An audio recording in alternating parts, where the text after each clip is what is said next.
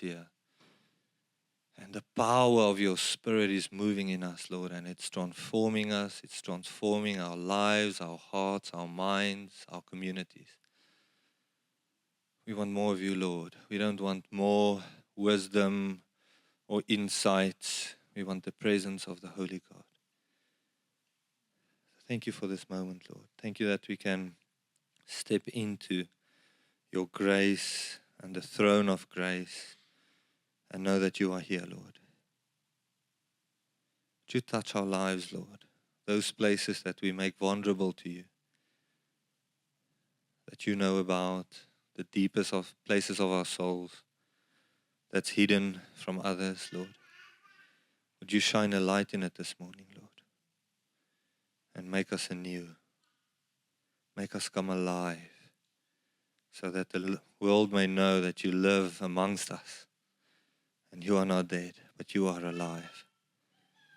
Thank you, Father. Amen. You may sit. Thank you. Oh, lekker. Yeah, wow. Thank you, worship team. I don't know who chose the songs, but it fits in perfectly with what I want to say. You know how the Lord works. So that just really shows me that the Lord has a word, and He wants to speak to us, right? He's not silent, and He's here. I spoke to a friend this week, and he says he's been praying and fasting because he wants the power of God in the church. He doesn't want nice words or motivating sermons or incredible songs. He wants the power of God. That's what you saw in Acts, right? The power of God. That's not what I'm speaking about. That's just what I felt this morning while singing. It is, we want the power of God to move amongst us.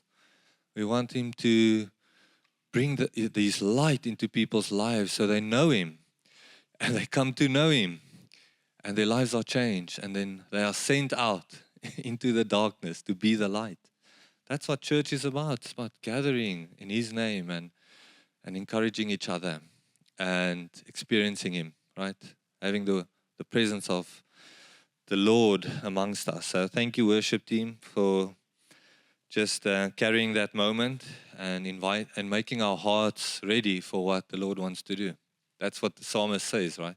With praise we enter His courtrooms. Yeah, and it's difficult. I mean, life is busy. When I was preparing 3 weeks ago, I felt in my heart I need to preach a message. But since then, I mean, we went to Cape Town and Slanghoek, and we had meetings in boardrooms, and I was in Bloemfontein this week, and we had more meetings, and we had a day of theology here in this church this week. So much was happening. It's difficult to remember, Lord, what do you want to say? Why are we doing what we are doing? And I guess that's what I want to talk about. What is your why? Especially for myself, when you sit in boardrooms all the time, the question is, what is your why? Why are you doing all of this? Why are you doing what you're doing? Why are you spending so much time doing what you are doing? Do you guys know what your why? Why do you live? Why are you here? We'll get into more of that. I recently read a book called The Alchemist. Has anyone read that book? Hey. The guys behind the scenes. Wonderful. It is, an alchemist is someone who practices alchemy. So in the ancient world, it was someone who takes precious metals and trying to make gold out of it. And they were trying to look for the elixir of life to give you eternal life. But that's not what the book's about. The book is about a young shepherd who goes onto a journey to find treasure. Incredible story, written beautifully in the ancient world, Spain and in Northern Africa, the Arab world. And just a story of sacrifice, a story of being distracted and life throwing everything at him.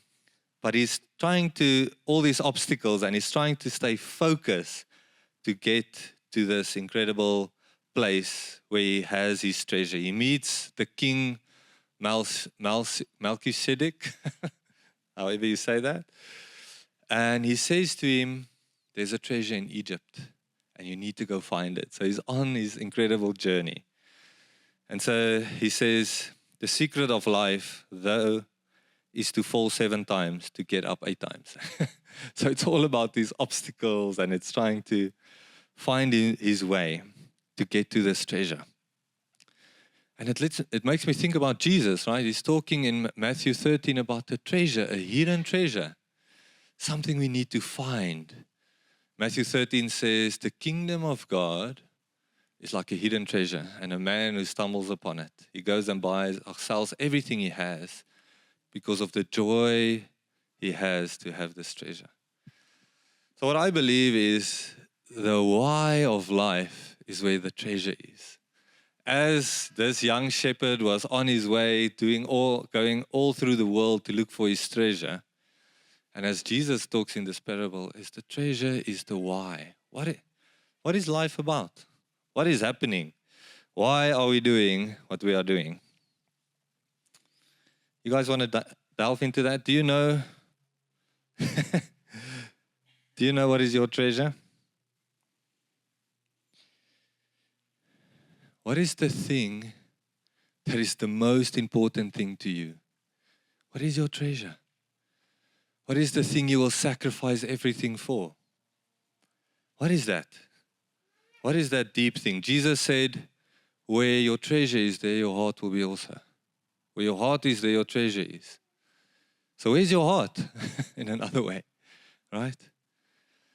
Another person, I'll speak to him about him now. He says, why are you alive? And what will you die for? Those sort of takes it down to the motives, to the core essence of why we are doing what we are doing. Why do you do your job? Why are you at church? Why do you have children? Why do you pursue God? Why? So do you know the questions to these answers? Just where you are. Just take a minute, less if you can. Why are you alive? And what would you die for?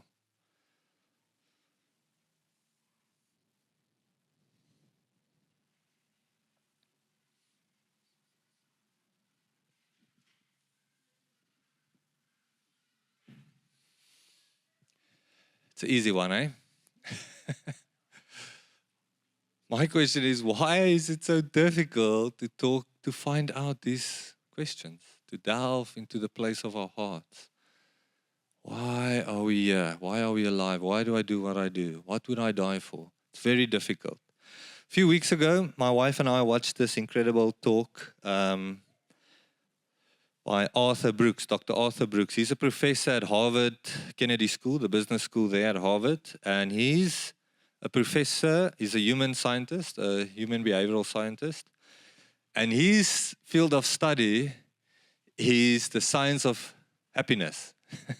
How cool is that? Have you ever heard about that? The science of happiness. And he talks about these 2 questions. Incredible speech. I would love you to go and watch it. It's called Escaping the Matrix by Dr. Arthur Brooks. It's about 30 minutes. But he talks about these 2 questions. And he says when he, like I said, is at Harvard School, and whenever he opens with his students, the year or whenever, he would say, why? These 2 questions. He would ask them, why? And he says, for all the years he's practiced, for many years, people have been able to answer these questions. But then he found something incredible between 2008 and 29, and from there on, people were struggling to answer these questions. Why? Why? And he had this incredible chart. And he refers to a study done by Dr. Ian McGilchrist on the brain. So Dr. McGilchrist is an incredible thinker of our time, and he's a scientist, neuroscientist, and he came up with the 2 hemispheres in your brain. Everyone knows about this, right? The left and the right. Is it left and right for you? Wow, wonderlik. So left, as you can see, that's the logical side of your brain, right? And then the right is the creative side of your brain. So who's more creative? Put up your left hand. Who's more logical? Put up your right hand. Okay. Wonderlik. What hand did you put up, Liefie? I also want to know. But yeah, so he came up with these two hemispheres and saying that the left side of your brain really wants to solve the complicated things of life. Complicated things like a car's engine, like a recipe in a cookbook, like how do you do finances, things that need steps, things that might need an expert, things that needs a systematic way of figuring it out. And if you just follow the steps, you will get to a result. That is that side of the brain. The other side of the brain is the creative side, the emotional side, the mysterious side. It wants to know why. Why do we live? What is life all about? What is faith? What is hope? What is love? How it's all about the complexity of life. You can solve a recipe, right, by trying it a few times. You can't solve your children. You can't solve your marriage. You can't solve hope or faith. It's not something that will go up to a point and have a result, and you'll figure it out and you have it. You have it figured out, and you can just follow the steps.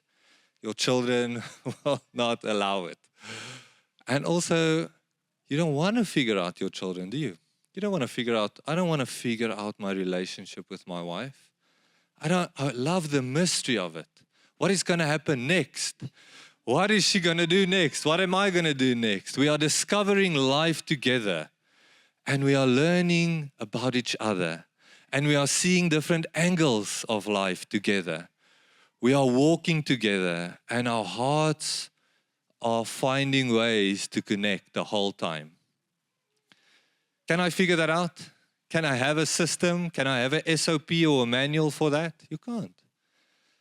So this is the interesting part of this whole thing. So he says, it is so difficult for us to come to the why of life because all of life pushes us to the left side. Everything these days in modern times is set up in that way to use the left side. And that's not wrong. I mean, that's how we make money. That's how engineers solve problems. That's how we build incredible things and systems and make things scale. But the problem is we take complexity and bring it into complicated things. So if you look at that image, where does faith fall? It's not something you can figure out. Where does your relationship with God fall? It's still not something you can figure out. But we are trying to do that because life does that. And his whole speech is actually about smartphones because that's what it came out, his studies. Between 2008, 2009, his students and actually his own children couldn't answer the question, why am I alive? Because the smartphone was invented. You can just have the answer in the palm of your hand. And social media and everything is pushing you to that side. How do I have a great marriage in 3 steps? How do I figure out my children in these 10 steps? All about application. And that's where our brain has actually been taught, discipled, to think like the world. That's how the world thinks. And he calls it a crisis. He calls it a real crisis. Everything in life today is pushing us to the left side of the brain, the how and the what. We want the mystery of life. He says those things who are complex and mysterious, and we need to ask the question why. But we are trying to take those things and put it into things or information. God is not a thing. He's not information. He's not something to be put in a box. So that's why we are pushing the activities away from the right side of the brain to the left side of the brain. So if you want to figure out your why, you might need to rethink or retrain your brain. That is what Jesus was trying to do with his disciples when he came to earth. You know, the Greco world was all about philosophy and figuring things out, knowing exactly why the stars are there, why the world was created. Everything needed to be put into a document and known exactly what. And Jesus came onto the scene and he sort of bashed that out of the park, saying, my way is different. My way is about like the young shepherd boy, it's going on a journey. When his disciples said, where are you staying? What are you doing? He said, come and see. Follow me. You'll find out. I want to show you. I won't give you a manual. I want to show you. I want you to figure out the deeper things of the world. What is God? How does it work? Come, I'll show you. I really want to show you what it's all about. So I want to help you today. And this is me helping myself and you to say, is God really calling us to have everything figured out, controlling it? You know, the Bible talks about the spirit of fear, where you want to control things.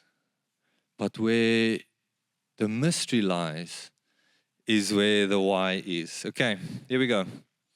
So, how to engage the right side of your brain. So first things first, not everyone would like to hear this. Where's the young people? Okay, we're good. We're all good. So we need a new relationship with our phone. This is really difficult because the age we live in, this is where it really is all about, your phone. It really determines your identity and your world and your connectiveness with people and things. He says the average guy, Dr. Arthur Brooks, the average American looks at his phone 250 times. And a study shows that most people on average spend 6 hours or more on it. So it's not bad, it's just, it means the average young person wakes up with an alarm on their phone. They might then order some breakfast on their phone. They might then do some emails on their phone. Then they go into a Zoom meeting on their phone. Then they might social a bit on their phone. And then they end the day with some entertainment on their phone.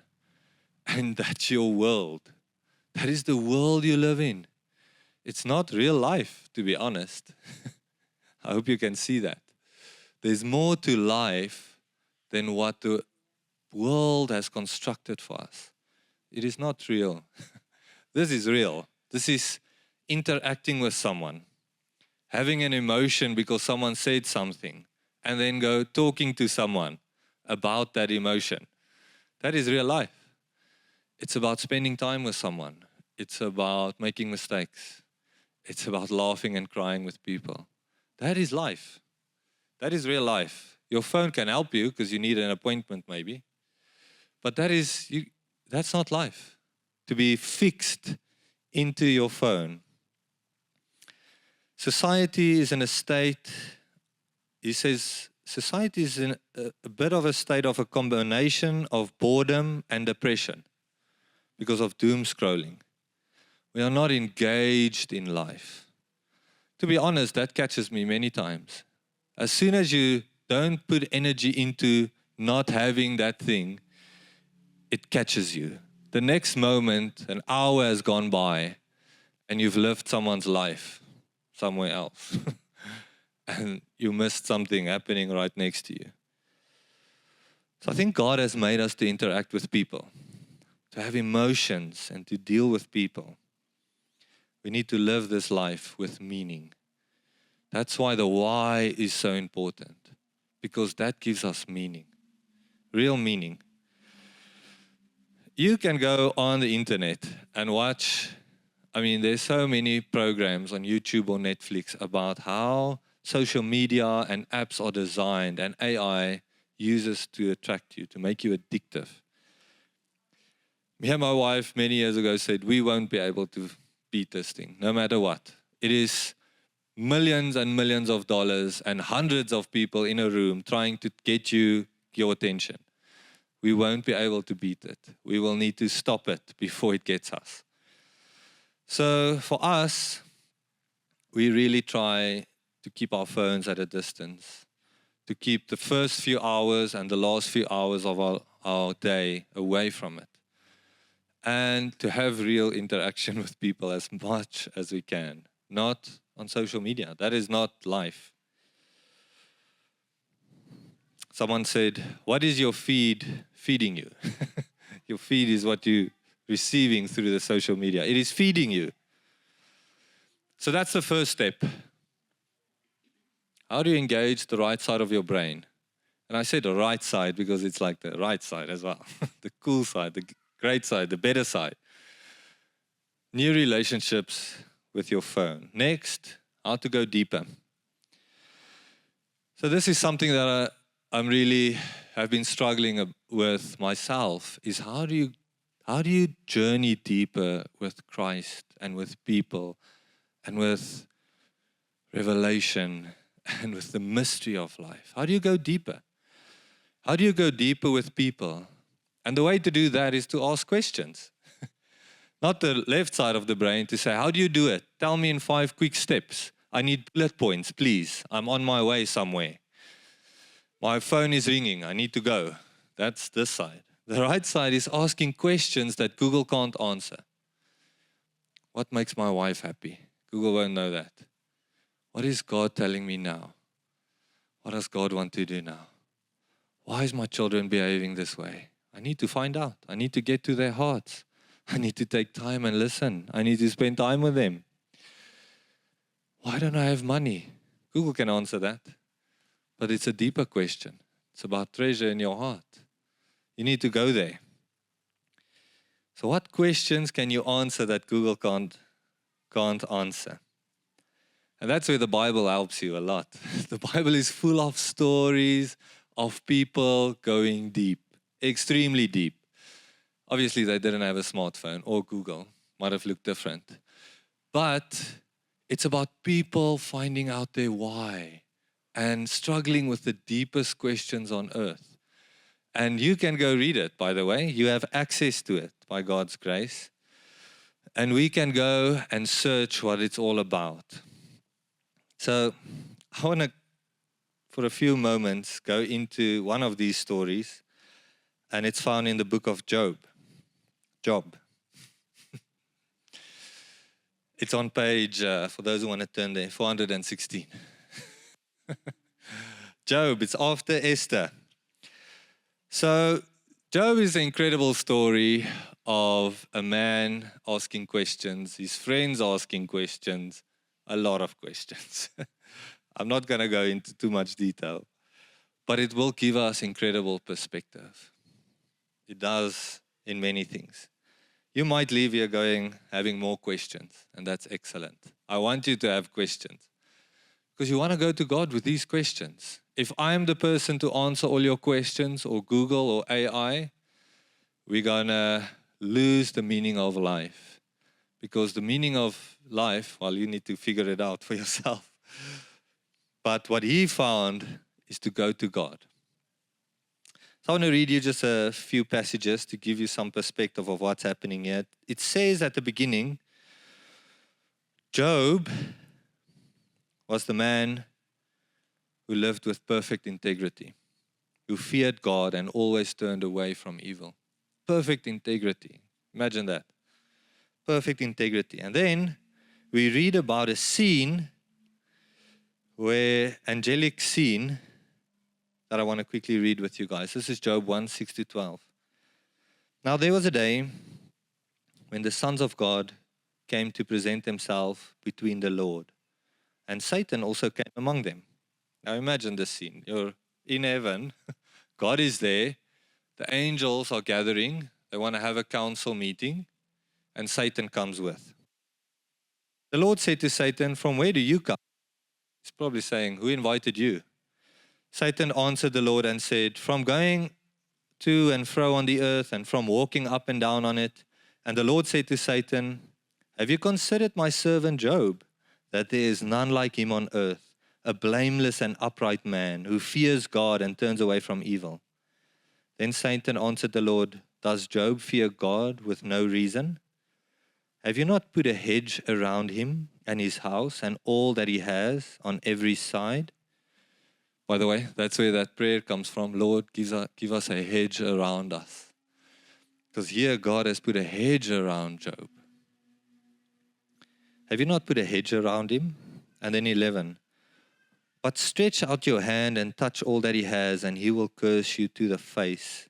And the Lord said to Satan, Behold, all that he has is in your hands. Only against him do not stretch out your hand. So Satan went away from the presence of the Lord. There are many questions, right? But what then happened was Job lost his family and most of his possessions, which was a lot. You can read all about it. And it said at the end, the Lord, he proclaimed out of his heart, the Lord gave and the Lord has taken away, but blessed is the name of our Lord Yahweh. He still proclaimed and blessed the Lord, even though he lost everything. Then in Job 2:3, there's a council again, and Satan comes in. And then the Lord said to Satan, have you considered my servant Job, that there is none like him on the earth, and blameless and upright man who fears God and turns away from evil? He still holds fast his integrity, although you incited him against him. Although you incited me against him to destroy him without reason. So God is saying to him, you had no reason to do that, but you did it anyway. And then Satan goes and strikes him with sickness. So what's fascinating about the story is, as you read it, his friends come along and question him. You have sinned. You have done something wrong.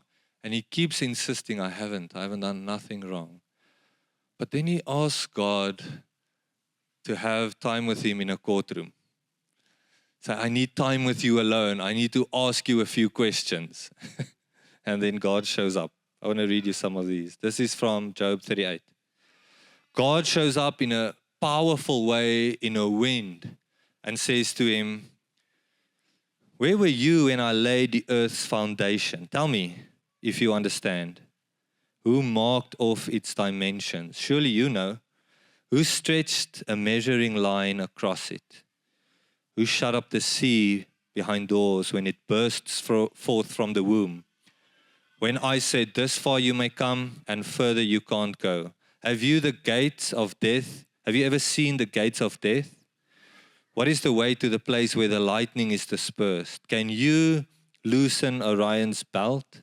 Did you give the horse its strength or close its neck with a mane? Have you ever given orders to the morning or shown the dawn its place? Who cuts a channel for the torrents of rain, to cause it to rain on a land where no one lives, an uninhabitable desert, to satisfy a desolate wasteland? So God comes up and then he talks about behemoths and leviathans, these incredible creatures that men fear, but who he finds beautiful. He talks about the stars and all the animals with their strengths. He said, do you know even where the storehouses are, where I put the rain and the hail for times of war? So we serve an incredible God. He's big and huge and mysterious. No one for us to fathom or to put in a small box and conform or figure out or put in 10 steps. That is the God we serve. And God showed Job and made him quiet in a moment to say, you have no idea who you're dealing with. Stop complaining about your situation. Remember who I am. And then Job at the end says, I am quiet. I knew about you, but now I have seen the Almighty God. And God restored to him. So when we go deeper, we come to a place where we say, I serve an incredible God. And the questions you ask isn't to get information from God, to figure him out. It's to see him and know he's incredible. The mystery of him, the hope that's in him, the power and faithfulness in him. That's where the deepness wants to go. And that's not going to happen on the left side of your brain. And if you don't restrict yourself and try a new way of living like Jesus did, to figure out, to see God, you will never go deeper. You won't know Him. The formula for life, as the world sees it, is love things, use people, and worship yourself. We need to figure out a new formula that says use things, love people, and worship God. We can't do it the other way around. And the only way to do that is to go deeper. Okay, lastly, how to engage the right side of your brain is to find your why. So this is going to take some time. It's going to give you a perspective on everything you do. It's going to ask you motives for the meaning of life, and it's going to make you happy. But most of all, it's going to help you through the incredible difficult times. Times when you feel desolate and without direction.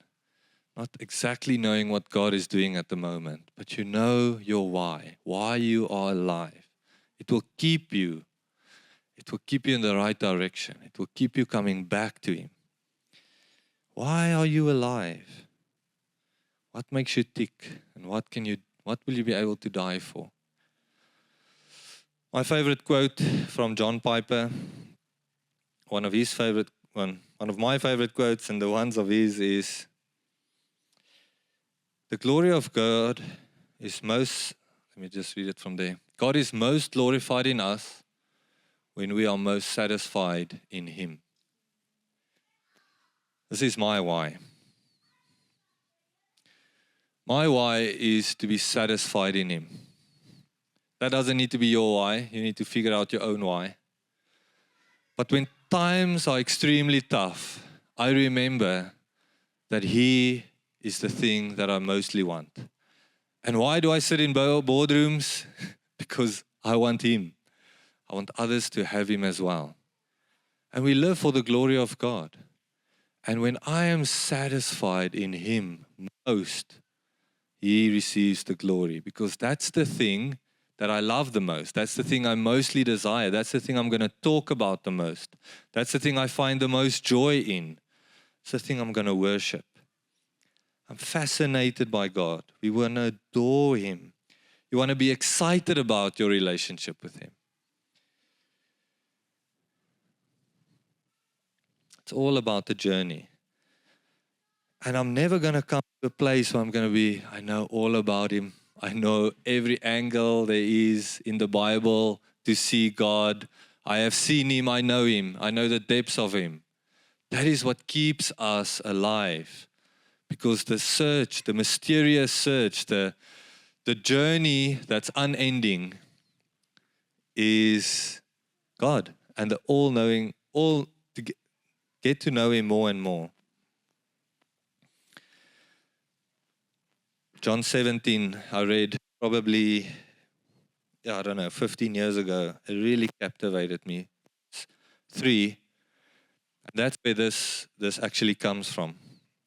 He says, now this is eternal life, that you may know Him, the one and true God, and Jesus Christ, whom you have sent. From that day on, I said, I'm not going to have eternal life when I die. I want it now. So I want to know Him. From now until eternal life. For eternity, I want to know Him. I want to know God. And I want to know the Son as well. Because they're the same. This means that you will need to get untangled from the matrix, from the system, from the thing that keeps you thinking of how. How do you figure this out? You'll need to go deeper. You'll need to ask important questions. The Bible talks about the relationship with God as a mysterious thing that happens in the Spirit through faith. You can read as many books as you want, encyclopedias even. You can't figure those things out. It is the pursuit of it, the pursuit of faith. the pursuit of walking in the Spirit. Romans 8:14 says, "For those who are led by the Spirit of God are the children of God." So how do you, for someone who's extremely logical, and for all of us who's living in an age, to say, can I just watch a YouTube video to just help me walk in the Spirit and know God? Can't I just AI, chat, can you just figure this out for me? You can't do that. You need to walk that path. And it's scary. It is so scary. There's so much freedom in walking in the Spirit and in relationship with Christ. But it's scary because you're out of control. You don't set the boundaries. You don't know what's next. You don't know where you're going to go. Yeah. There's so much freedom. It is unstructured and loose. But He gave us a spirit not of fear, right? We don't have a spirit of fear because when you want to control things, that is when you live in a spirit of fear. So I really want to encourage you this morning that everything is against you to journey deeply with Christ, to have the answers, the why of your life. Especially in this time, with a smartphone and everything coming against you. This is a verse I have quoted many times here, but it is just so apt for the day. 2 Timothy 3 says, "But understand this, that in the last days there will come a time of difficulty. For people will be lovers of self, lovers of money, proud, arrogant, abusive, disobedient to their parents, ungrateful, heartless, slanderous, without self-control, brutal, not loving good, treacherous, reckless, lovers of pleasure rather than lovers of God, having the appearance of godliness but denying its power." So, as we were worshiping this morning, we were singing about the love of God, building our lives on the love of God. And then encountering, having a heart that is surrendered to Him so that we can love. Sometimes we ask ourselves, why don't I feel God's love? Why don't I experience it? I want to tell you, some of it is just habit. It's not because of a spiritual disalignment or a new birth in some cases. It is really because your brain is already thinking about what's next. It is trying to figure this whole situation out. Okay, the love of God. How do I get the love of God? Boop, religion. The love of God is on the other side. It's not just going to happen. You will need to be intentional. You will need to go for a walk for 3 hours without your phone, asking deep questions, journaling. You will need to stop at night scrolling. You will need to talk to people and look for what God is saying. Why did that person say that? I wonder if that's a word from God. Then ask Him. Then read your Bible. Then wake up early and ask Him again. That's not going to happen with AI. It's not going to happen through a social media short. A quick fix and a quick answer, and your whole life is going to align. It's an incredible journey. Jesus is the alchemist. Jesus wants to refine your faith. He wants to make gold out of it. He wants to take an unprecious, common metal, which is us, through a lifetime of situations and obstacles and hard times and distractions and failures, to define us to a place where we know Him deeply. We are satisfied by Him. And we know why we are alive. That's your answer. That's the question you can go and ask Him. Why am I alive? Do you really love me? Do you like me? Do you know who I am? And if you know that answer, it will inform all the house why you do, of what you do, and how you're going to do it is from your why. But if your brain, biological setup, isn't even ready to receive, what to say about your spiritual, we can talk about good ground, good soil, even the next talk. That's a different story. But God really wants to show you His love. He wants you to experience it deeply, so that you know that you know that you know that you are His forevermore, and that you can live from that place. The Lord is my shepherd. I shall not want, because I'm satisfied in Him. That's my story. What is yours? What is your why? As soon as I want, wow, that's nice. I wonder if I want that. I need to ask myself, am I satisfied with Him? Is He enough? Then I go back. Lord, my why has been shaken. I'm coming back. Are you enough? So I want to take a moment to just minister, if that's okay. Maybe the band can, there's going to be a good time to sing that last song again. Because we want to give up the things that we hold on close, that we think is so important. Even your phone.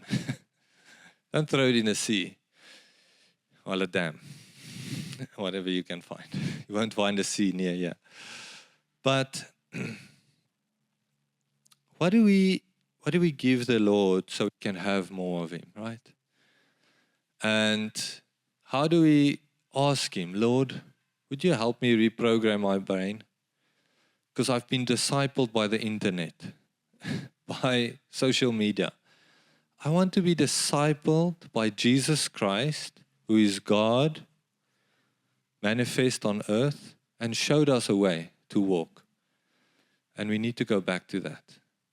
We need to ask ourselves, how do we give up? How do we make space for more of Him? And we need to live our lives as disciples of Christ, right? There's this part of our brain, incredibly designed by God, that will help us with that. So let me pray for you, and if there's anyone who wants some prayer, please just lift up your hand. I'll pray with you guys. Yeah, Father God, you are the God of Job. You are the God of Abraham, of Moses, of David. You are here right now, Father. You are not far off, and you are not someone or something that we can figure out and put in a box. You have made us new. You have given us a rebirth, a new birth, to experience you through the Spirit and faith, to learn about you, Father, to see you work in our lives, to wash us with your word, to speak into our lives through others. You've given us gifts so others may see you more. We want to see you, Father. But this world and the internet and smart things and people have put us off course. So our brains, Lord, are programmed to say how and what. But we want to go back to the way Jesus lived, where people are the priority, where we worship the Almighty, where we love ourselves and others. We have time for people. We know the deeper things of life. I pray, my Father, through the power of our Lord Jesus Christ, that you bring us back. Bring us back to the Lord Jesus. We want to come back to know you, Lord, to be satisfied by you. You are the water of life and the bread of life. We want to drink and eat from you, Lord. I pray for the strongholds in people's minds now and in their lives, Father, that is hindering them, in Jesus' name. Would you break them off, Lord? Make us whole. Make us want you, Lord, more than we want things. Make us unsatisfied with this world, so we run to you, Father. You are enough.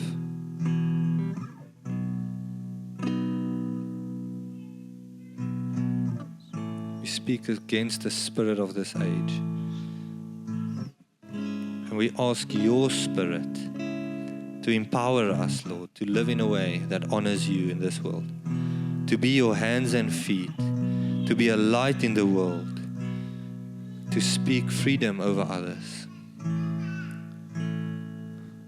to actually live, to be engaged fully. You have come so that we may have life and life in the full. But the devil has come to steal and hurt and destroy. So we bind him in Jesus' name. Thank you, Lord, that there's a council in heaven around that thinks about us, that puts things and places for us to encounter you. You send your angels concerning us, Lord. So we ask you, can we encounter you, Lord? Make us hungry for the living Jesus. And help us know that what is our why? Why do we live? Why have you made us? Why are we so important to you? What is the good life that you've given us to live? And get unstuck. Thank you, Father. We love you. We worship you. We honor you. And we want to worship you really. We want to praise you, Lord Jesus.